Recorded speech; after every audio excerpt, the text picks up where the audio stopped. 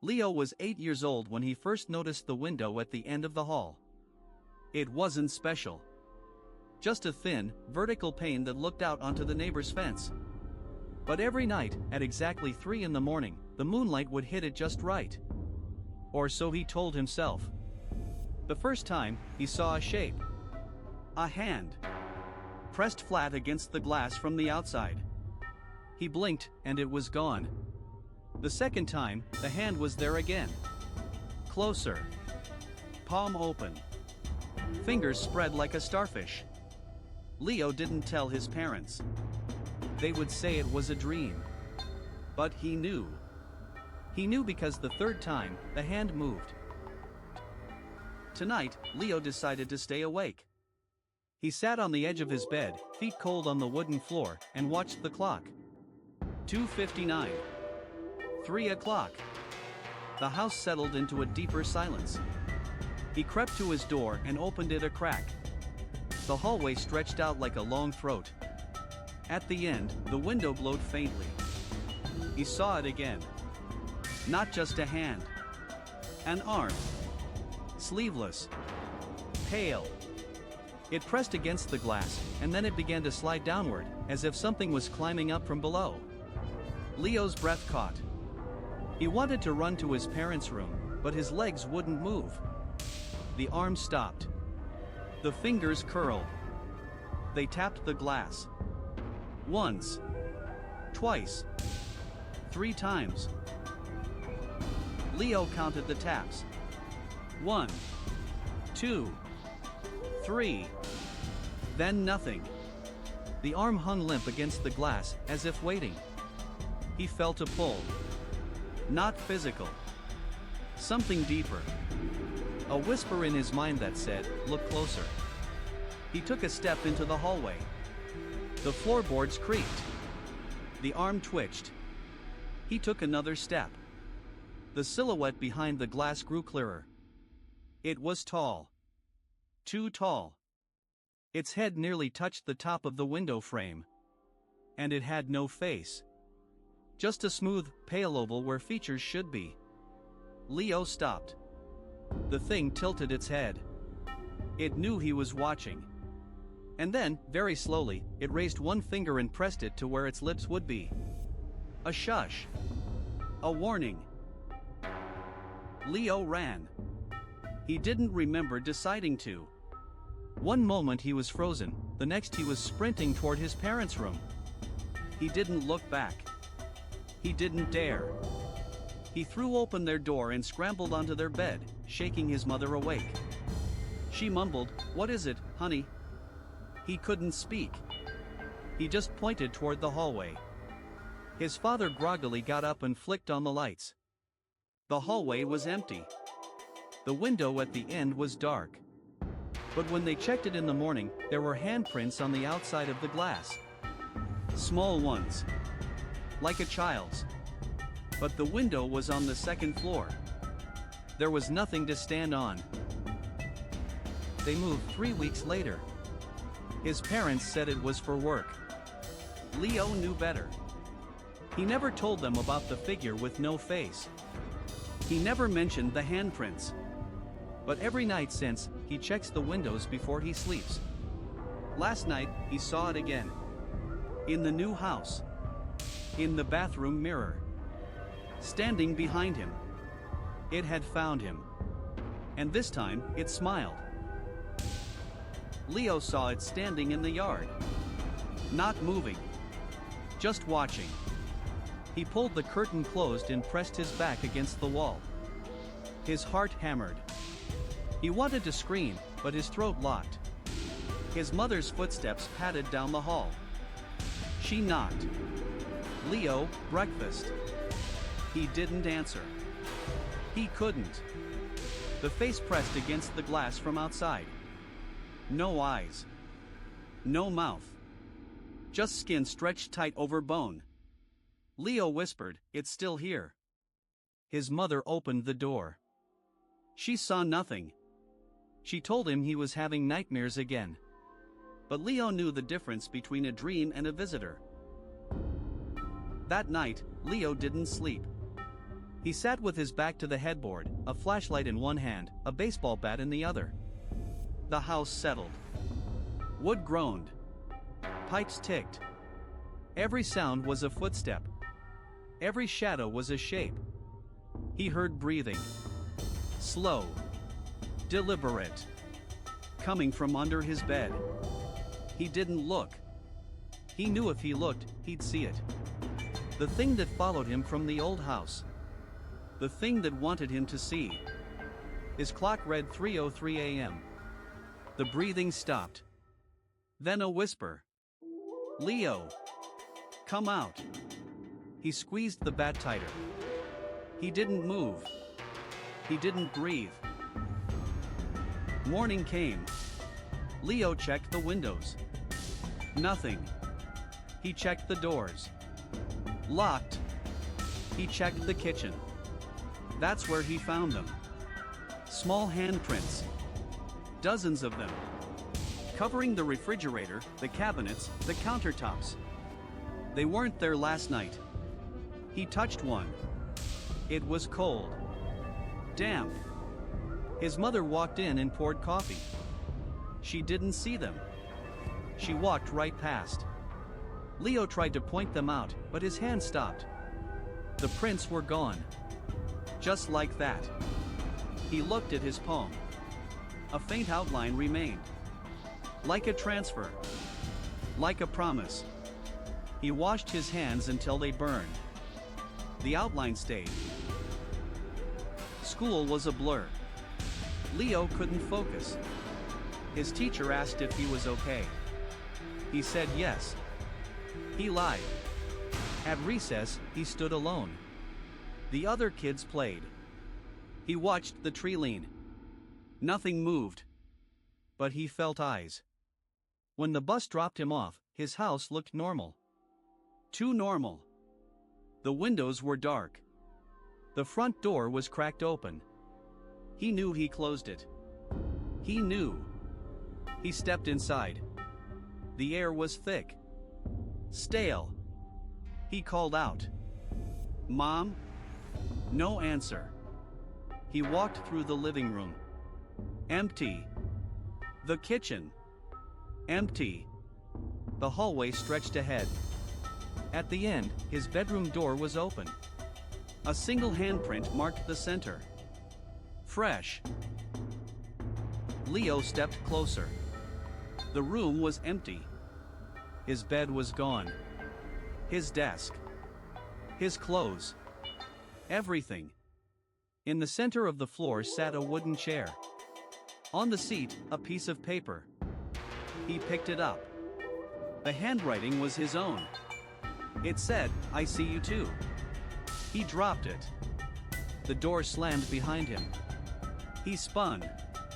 The figure stood in the corner. Not moving. Not breathing. Just watching. Leo's voice cracked. "What do you want?" The figure raised one hand. Slowly. Pointed at him. Then at the window. Outside, the sky was wrong. Too dark. Too still. Leo felt the pull again. The whisper. Closer this time. "Come home, Leo. We've been waiting." Leo dropped the paper. It fluttered down like a dead leaf. He backed away, step by step, until his shoulders hit the doorframe. The chair sat there. Innocent. Waiting. He thought about running. But where? His house had become a stranger. He called for his mom. No answer. He called for his dad. Silence. The house was breathing, but it was not alive. Leo ran. He didn't know where he was going. The hallway stretched longer than it should. Doors lined both sides. Each one looked like his bedroom door. He stopped. He pushed one open. Inside, his room. Exactly as he left it. Bed, desk, clothes. He closed the door. He opened another. Same room. Same everything. He tried a third. His room. But the paper on the floor was blank. Leo found a bathroom he didn't recognize. The mirror was clean. Too clean. He leaned in. His reflection leaned in too. But it was wrong. The reflection blinked. Leo hadn't blinked. He touched the glass. The reflection touched back. Cold. He pulled away. The reflection stayed. It smiled. Leo's own smile. But he wasn't smiling. He walked downstairs. The kitchen lights were on. The refrigerator door hung open. Inside, nothing but a single jar. He opened it. A rolled piece of paper. He unrolled it. More of his own handwriting. It said, "You are not lost. You are being found." He dropped the jar. It didn't break. It just rolled under the table and stopped. The front door was cracked open. Leo didn't remember unlocking it. He peered through the gap. The street was empty. The street lights hummed. A dog barked somewhere far away. He pushed the door wider. The night air hit his face. Cold. He stepped onto the porch. The grass was wet. He looked back. The house stood dark. Every window black. He took another step. Then he heard it. A whisper. His own voice. From inside the house. "Come back, Leo. It's not time yet." Leo stepped onto the porch. The door clicked shut behind him. He spun around. It was locked. He had no keys. No phone. No wallet. Just the clothes on his back and the taste of that cold mirror glass still on his lips. The street stretched in both directions, identical houses with identical lawns. But one house had a light on. Not his. The one 3 doors down. A warm yellow glow in the upstairs window. He started walking. His shoes scraped the pavement. The dog had stopped barking. The streetlights hummed louder. He reached the driveway. The light went out. He stood at the front door. No sounds inside. No movement. He raised his hand to knock. The brass lion's head stared back at him. Its mouth open. Silent. He knocked once. The sound was too loud. Too final. He waited. Nothing. He knocked again. The door swung inward. Not all the way. Just a crack. A sliver of darkness. A voice from inside. Female. Soft. "You're early." Leo froze. He didn't know that voice. He didn't know this house. But his feet moved. They pushed the door open. He stepped inside. The living room smelled like old wood and lavender. A single lamp glowed on a side table. The woman sat in an armchair facing the fireplace. No fire. Just cold ash. She didn't turn around. "You found my note," she said. Not a question. Leo's throat was dry. "What note?" "The one in the jar. In the refrigerator. In my house." She laughed. A quiet sound. "No, Leo. Your house. You just don't remember yet." He took a step closer. The floorboard creaked. "Who are you?" She turned. And Leo's breath stopped. She had his eyes. His jaw. His nose. But younger. Feminine. A sister he never had. A twin he never knew. "I'm what you left behind," she said. "When you went into the mirror that first time. You don't remember that either, do you?" Leo shook his head. His hands were shaking. The mirror. The clean mirror. It wasn't a reflection. It was a door. And you opened it. She stood up. Walked toward him. You've been going in and out for years. Each time you come back, you forget a little more. She stopped inches away.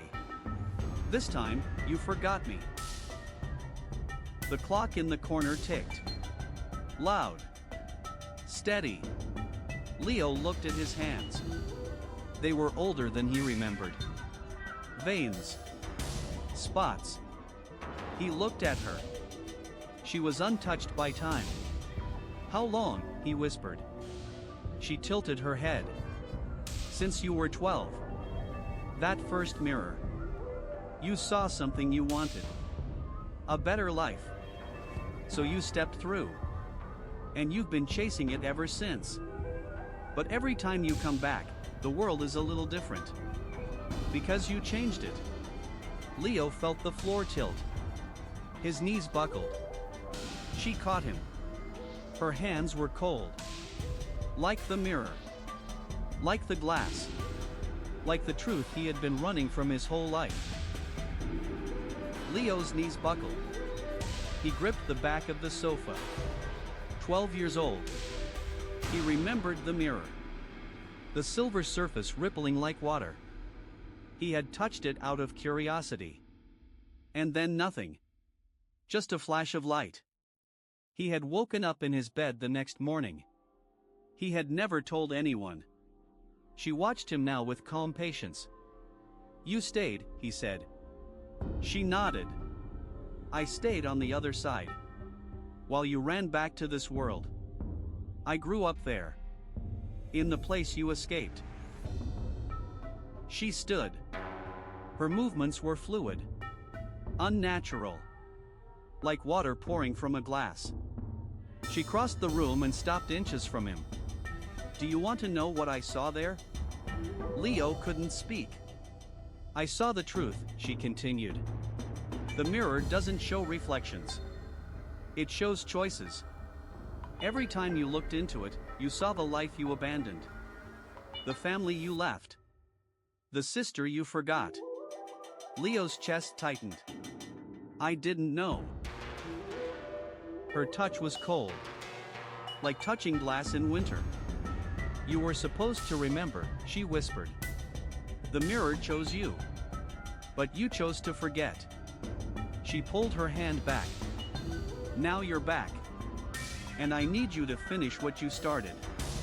Leo shook his head. I don't understand. She smiled. It was his smile. His mother's smile. The mirror is dying, Leo. And when it dies, everything it holds will spill into this world. Including me. Leo's back hit the wall. The grandfather clock struck 11. He had been gone for hours. Or minutes.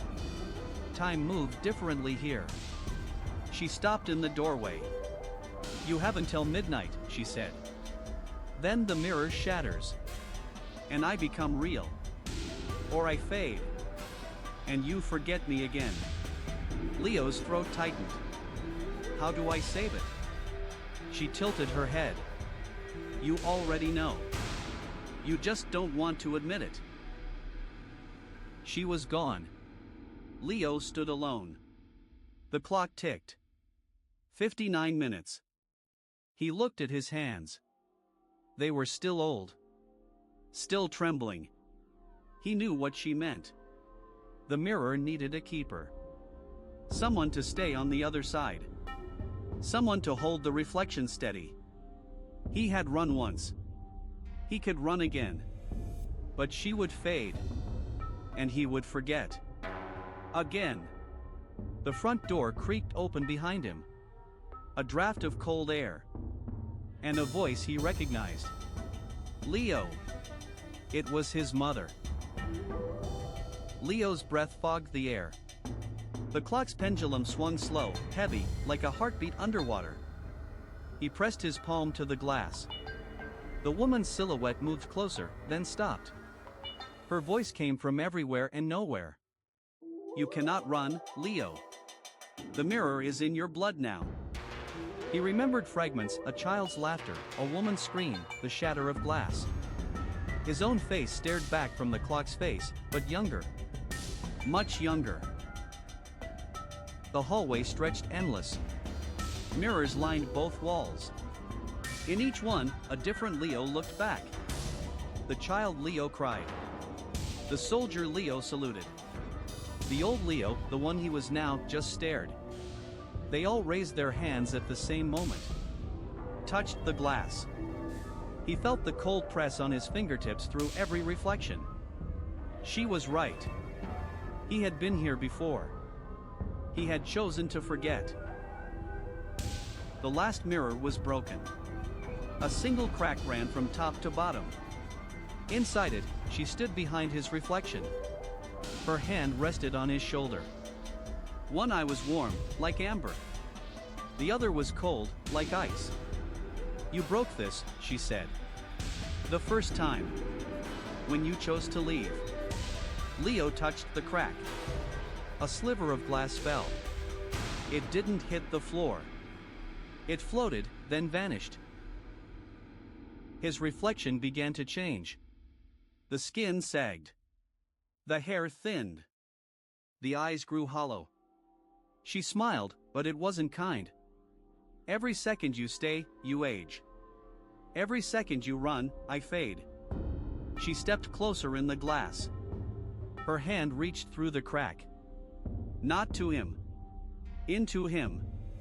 He felt her fingers inside his chest, cold, searching. He stumbled back. The hallway vanished. He was in a room of clocks. Pocket watches hung from the ceiling, covered the walls, lay broken on the floor. Every single one ticked. Every single one showed 5 minutes to midnight. She stood in the center, holding a single silver watch. This is your time, Leo. You have 5 minutes to decide. Stay. And save us both. Or leave. And let the mirror take everything. She raised her hands and the clocks began to spin. Time unwound like thread from a spool. He felt his youth return, then his childhood, then the memory of his first breath. She was taking everything. Not just years. Moments. Every laugh, every tear, every heartbeat. He tried to move, but his legs belonged to yesterday. She whispered, "You wanted to know what I am. I am the end of every story. The last page. The final word. And you, my dear, are already written." He closed his eyes. And in the darkness behind his lids, he saw her. Not the woman of mirrors and clocks. The girl from the beginning. The one who had laughed at his jokes. The one who had held his hand in the rain. She stood in a field of wildflowers, young and warm.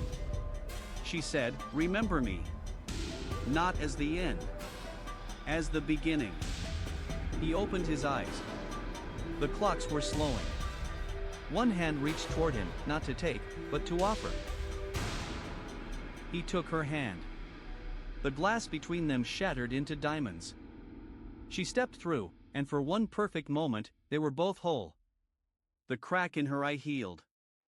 The cold melted from her gaze. She looked at him and said, "You broke the mirror once. Now you have to break it again." He understood. This time, he didn't run. He pulled her close, and they fell together into the white space. Not dying. Not ending. Becoming. They landed in the field. The one from his memory. The wildflowers swayed in a breeze that smelled like rain and honey. She was young again. He was young again. But different. They were not the same people who had started this journey. They were the people they could have been. She touched his face and said, "Time doesn't end. It changes. Like water becoming ice, then steam, then rain again. You and I are not the first version of us. We are the final draft." They walked to the edge of the field. Beyond it, the world was unwritten. blank pages stretching into infinity. She took his hand and said, "Every story has an ending. But endings are just beginnings wearing different clothes." He looked back once. The mirrors were gone. The clocks were silent. The cracks had healed into something beautiful. He turned to her and said, "What happens now?" She smiled, and her eyes were both warm. "Now," she said, "we write something new. Together."